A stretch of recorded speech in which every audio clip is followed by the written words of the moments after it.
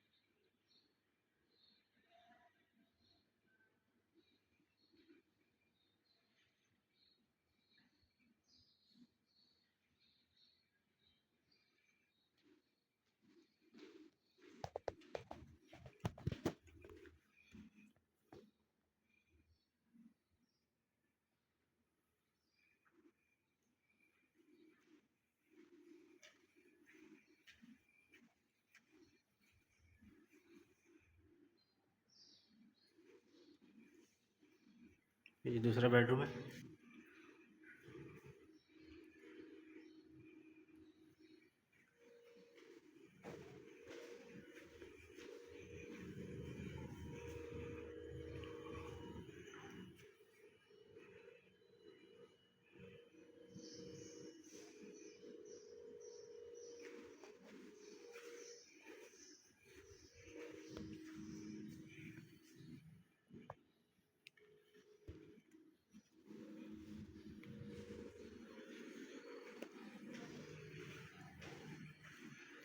Flooring देखें, tile flooring बेहतरीन काम हुआ है। देखें,